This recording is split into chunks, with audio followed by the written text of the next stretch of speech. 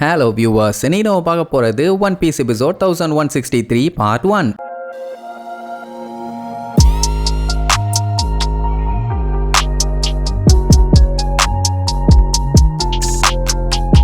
Open பண்ணா நம்ம ராபினோட பிளாஷ்பேக்கை காட்டுவாங்க. வேற ஒன்றும் இல்லை, அவ சின்ன வயசுல எந்த அளவுக்கு கஷ்டப்பட்டான்னு. அதாவது ஓஹரால இருந்து ராபின் தப்பிச்சதுக்கு அப்புறம் இந்த கவர்மெண்ட் ஆளுங்க என்ன பண்ணிட்டாங்க, அவ ஒரு டீமன் ஓஹரா ஐலாண்ட்ல இருந்து தப்பிச்சு இந்த மொத்த உலகத்தையுமே அழிக்கிறதுக்காக வந்திருக்கா அப்படிங்கிற மாதிரி கிளப்பி விட்டானுங்க. அவளே சின்ன பொண்ணு, என்ன பண்ண முடியும், தப்பிச்சு போய்கிட்டே தான் இருப்பான். அது மட்டும் இல்லாம அவகிட்ட தான் நல்ல ஹை லெவல்ல படிச்சவங்க அளவுக்கு மூளையும் இருக்குது. அப்படின்னா டெஃபினட்டா அவ இந்த உலகத்துக்கு ஒரு எனிமி தான் அப்படின்ட்டு அவளை விடாம வேட்டியிருக்கானுங்க. இதெல்லாம் ஒரு 22 வருஷத்துக்கு முன்னாடி நடந்தது. அதுலயும் ஒருத்தன் கதையா சொல்லுவான் பாருங்க, அன்னைக்கு நடந்த சம்பவம் அவனை பதற வைக்குதாமா. அந்த மொத்த ஐலாண்டே அழிஞ்சது மட்டும் இல்லாம நிறைய மக்களும் இறந்து போயிட்டாங்க. இவாக்குவேஷன் ஷிப்ல ஏகப்பட்ட பேரத்தை காப்பாத்தி கவர்மெண்ட் ஆளுங்க இன்னசென்ட் சிட்டிசன்ஸை காப்பாத்தி வெளியில கொண்டு வந்தாங்களாமா. ஆனா அதுவுமே சடனா வெடிச்சு செதறிடுச்சு. அதுல இருந்த ஒருத்தர் கூட தப்பிக்கல, எல்லாருமே இறந்துட்டாங்க. அன்னைக்கு அந்த மக்கள் அழுத சத்தத்தை இவனால மறக்கவே முடியலையா. ஏன் சாகுற வரைக்கும் அந்த சத்தம் என் காதுக்குள்ளேயே கேட்டுட்டு இருக்கும்பா. உடனே நியூஸ் ரிப்போர்ட் அப்ப இது எல்லாத்தையுமே பண்ணது நிக்கோ ரோபின் தானான்னு கேட்டா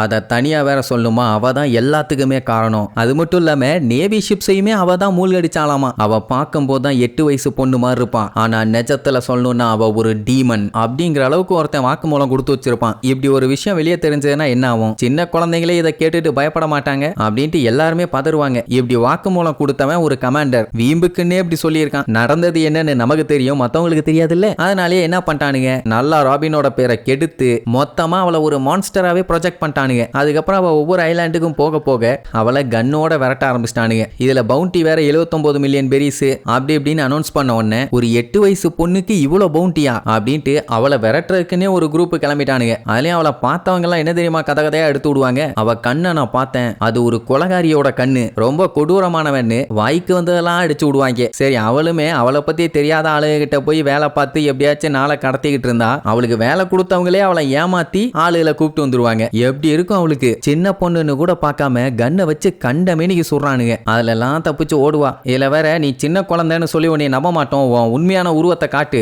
அப்படிங்கிற மாதிரி எல்லாம் சொல்லி அட்டாக் பண்ணுவானுங்க. ஆனா ராபினுக்கு நல்ல ஸ்ட்ராங்கான மைண்ட் இருந்ததுனால எதுலையுமே சிக்காம கிடைச்ச சாப்பாடை சாப்பிட்டுக்கிட்டு கிடைச்ச இடத்துல தங்கிக்கிட்டு நாய் சாப்பிட்ற சாப்பாடெல்லாம் தின்னுக்கிட்டு மறைஞ்சு அவளும் கஷ்டப்பட்டு வாழ்ந்துகிட்டு இருப்பான். பட் அந்த கொடூர குரங்கு கிட்ட இருந்தெல்லாம் தப்பிக்கிறதுன்னு அவ்வளவு ஈஸியா, ஆனாலும் தப்பிச்சான். உள்ளுக்குள்ள அவளுக்கு எப்படி இருக்கும், தேம்பி அழுவா. மழை வெயில் பசி பட்டினி மனுஷங்கன்னு எல்லாருமே அவளை சின்ன வயசுல நல்லா ஓட விட்டுட்டாங்க. நிம்மதியான தூக்கம் இல்ல, சாவடிங்க அவளை விடாதீங்க புடிங்கன்னு ஒருத்தர் விடாம அவளை படாத பாடுபடுத்தினாங்க. எவ்வளவுதான் விழுந்தாலும் சிங்க மாதிரி திரும்பி எந்திரிச்சு ஓடுவா. ஆனா அந்த கதை கட்டுவானுங்க பாருங்க, அவனுங்க இன்னும் நிறுத்தவே இல்லை. இவ எங்கெங்கெல்லாம் போறாளோ அங்க இருக்கவங்களை கொன்னுட்டு அங்க இருக்கிறது எல்லாத்தையுமே திருடிட்டு போயிருவாளாமா. இதெல்லாம் விட கொடுமை, சின்ன புள்ள மாதிரி இருப்பாளாம். அடடா சின்ன பொண்ணு தானே அப்படின்னு நம்பி விட்டுட்டாங்கன்னா அன்னைக்கு நைட் அவங்க தூங்கிட்டு இருக்கும்போது அவங்க கழுத்தை அறுத்துருவாளாமா. என்னப்பா இப்படி எல்லாம் இருக்கா, எப்ப அவ சாவா, இந்த மாதிரி குழந்தை இந்த உலகத்துல இருக்கவே கூடாதே அப்படின்னு அவள ஒரு மான்ஸ்டராவே ப்ரொஜெக்ட் பண்ணிட்டானுங்க. அவளோட நிலைமையில இருந்து பார்த்தா ஓடினேன் வாழ்க்கையின் எல்லைக்கே ஓடினேன் அப்படிங்கிற மாதிரி தான் நியாயப்படி அவ டயலாக் அடிக்கணும். அப்படி எல்லாம் கஷ்டப்பட்ட உடனே அவ கடைசியில சாவலானே முடிவு பண்ணிட்டா. ஆனா கண்ணை மூடுன அந்த டைம் அவங்க அம்மா சொன்ன வார்த்தை ஞாபகத்துக்கு வரும், எப்படியாச்சும் உயிரோட வாழ்ந்துருன்னு. அதனால அந்த சாவர பிளானை கைவிட்டுட்டா. அதுக்கப்புறம் அவளுக்கு இந்த சாலோட ஞாபகம் எல்லாம் வரும். அதான் அவன் சொல்லியிருப்பானே, உனக்கான ஃப்ரெண்ட்ஸை நீ எப்படியாச்சும் கண்டுபிடிச்சிருன்னு. இந்த மாதிரி தைரியத்தெல்லாம் மனசுல ஏத்திக்கிட்டு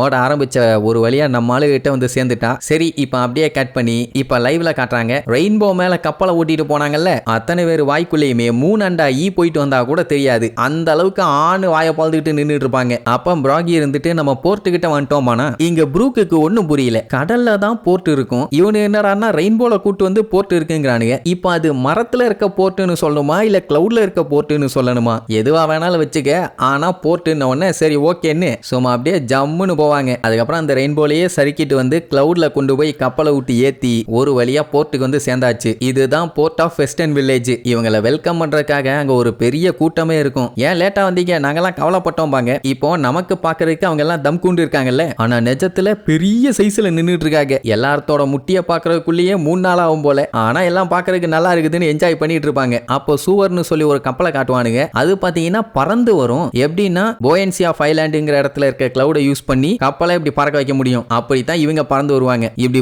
புதுசா ஒன்னொன்னையும் பார்த்த உடனே இவங்களுக்கு சந்தோஷமா இருக்குது. கிளைமேட்டும் பாத்தீங்கன்னா எல்பேஃப்ல சூப்பராகவே இருக்குது. மற்ற இடம் மாதிரி அதிக சூடாவோ இல்ல அதிகமா கூலிங்காவோ இல்ல. அந்த சுவர்ல வந்தது வேற யாரும் இல்ல, நம்ம லூஃபியோட டீம் தான். நேரா ஹைருதீன் போவாங்க. அவன் ஐலாண்டுக்கு உங்களை வரவேற்கிறேன், உங்க எல்லார பத்தி நாங்க கேள்விப்பட்டிருக்கோம். அண்ட் அது மட்டும் இல்லாம 4 எம்பரர்ஸ்ல நீயும் ஒருத்தன்னா எங்களோட துப்புச்சுக்கு பிக் பாஸ் நீயே தான் அப்படின்னு உடனே கடுப்பாயிருவான். அதாவது இந்த மாதிரி விலங்கா வெட்டி பேர்லாம் அவனுக்கு பிடிக்கல. ஆக மொத்தத்துல மொத்த டீமும் ஒன்று சேர்ந்துட்டாங்கன்னு வைங்க. அப்புறம் அந்த காஸ்டியூம்ஸ் எல்லாம் மாத்திருக்காங்கல்ல, அதை பத்தி மாத்தி பேசிக்குவாங்க. அப்போ ஹைருதீன் இருந்துட்டு எல்லாத்தையுமே நான் தனித்தனியா இன்ட்ரடியூஸ் பண்ணனா ரொம்ப நேரம் ஆயிரும். ஆனா இந்த 4 பேரும் தான் என்னோட நியூ ஜாயின் வாரியர் பைரட்ஸுங்க அப்படின்ட்டு எல்லாத்தையும் காமிப்பான். அப்ப அந்த ரோடு பையில ரோட்ல நாய் அடிக்கிற மாதிரி அடிச்சு தொங்க விட்டுருப்பாங்களா, என்னையும் மறக்காம சொல்லிருங்கப்பா. இப்ப மட்டும் லூஃபி கொஞ்சம் கையசைச்சு அவனை காலி பண்ணுங்கன்னா முடிஞ்சுது. ஓட விட்டு அடிப்பானுங்க. இப்ப என்னன்னா ஹைருதீன் நம்ம ஆளுக்கு கீழே வேலை பார்க்குற மாதிரி பேசின உடனே லூஃபி அதெல்லாம் ஒண்ணு வேண்டாம், எனக்கு சபார்டினேட்லாம் தேவையா இல்லை நீர்வான். ஏன்னா அவன் கேட்கறது ஃப்ரெண்ட்ஸுங்க, அடிமைங்க இல்ல. ஹைருதீன் இருந்துட்டு அதெல்லாம் நீ ஒன்றும் கவலைப்படாத,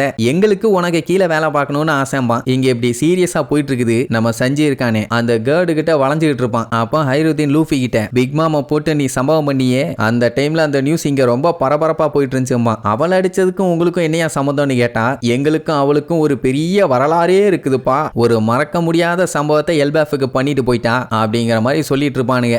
அதான் பிளாஷ்பேக்கை நம்ம தான் முன்னாடியே பார்த்தோமே, நல்ல வேலை இன்னும் இருந்திருந்தானா ஒரு வழி பண்ணியிருப்பான். அப்போ டோரியும் பிராக்கியும் கூப்பிட்டு எதுக்கு வளவலன்னு எல்லாம் பேசிட்டு இருக்கீங்க, ஃபர்ஸ்ட் நல்லா சாப்பிட்டு என்ஜாய் பண்ணுவோம், அதுக்கப்புறம் மற்ற விஷயத்தெல்லாம் பேசிக்கலாம் வாங்க அப்படின்னு ஒன்னு அம்புட்டு பேரும் வெறிகொண்டு கிளம்புவானுங்க. அதுலயே நம்ம ஆளுகளுக்கு தான் வேற லெவல் மரியாதை. எல்லாரும் முன்னாடியும் ஹைருதீன் அலேக்கா அவங்களை தூக்கிட்டு போவான். அத்தனை பேருமே இவங்களை அவ்வளோ இதா பார்த்துட்டு இருந்த உடனே இவங்களுக்குமே சந்தோஷமா இருக்குது. ஒரு செலிபிரிட்டி மாதிரி போயிட்டு இருக்காங்க. இறக்கி விட்ட உடனே லூஃபி துள்ளி குச்சிட்டு கிளம்புவான். சோறு சோறு சோறு இன்னைக்கு ஜோறு ஜோறு ஜோறுன்னு. சரி இனி இதுக்கப்புறம் ஒரு பெரிய அட்வென்ச்சர் ஒன்று இருக்குது, அதனால அதுக்குள்ள எவ்வளவு கட்டுன்னு கட்டணுமோ கட்டிட்டு போவோம்னு எல்லாம் கிளம்பியாச்சு. அப்போ ராபின் மட்டும் எங்கேயும் போகாம அப்படியே நின்றுகிட்டே இருப்பாளா. சடனா லூஃபியை கூப்பிடுவா, என்னம்மான்னு திரும்புவான். கட் பண்ண அடுத்த சீன் எல்லாம் கப்பல்ல பறந்து போயிட்டு இருக்காங்க. ஏன்னா பார்ட்டியை சும்மா ஜம்முன்னு முடிச்சாச்சு. எவ்வளவு நேரம் தான் திருப்பி அவங்க திங்கிறத காட்டுவாங்க, அதான் கட் பண்ணிட்டானுங்க போல. இப்ப என்னன்னா வெஸ்டர்ன் வில்லேஜ்ல இருந்து சவுத் வெஸ்ட்டுக்கு போறாங்க. எல்லாத்துக்கும் அந்த வில்லேஜை பார்க்கணும்னு அவ்வளவு ஆர்வம். அப்ப கேர்ட் என்ன சொல்லுவா, சால் வந்து நம்ம ராபினை கூப்பிட்டு வர சொல்லியிருப்பானாமா, அவளுக்கு ஏதோ லைப்ரரியை காட்டணும்னு. அந்த விஷயத்த சொன்ன உடனே அவளுமே ஓகேம்பா. அந்த டைம் லூஃபி குறுக்க வந்து நின்னுக்கிட்டு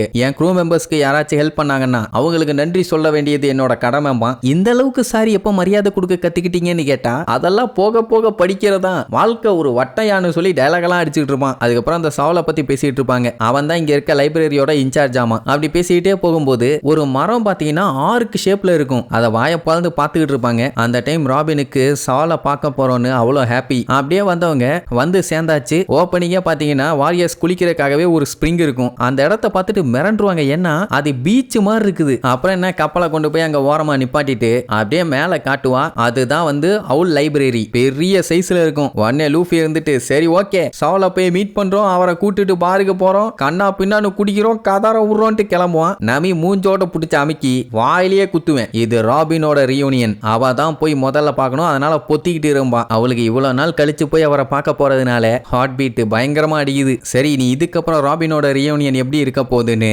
அடுத்தடுத்த எபிசோட்ல பார்க்கலாம். டாடா.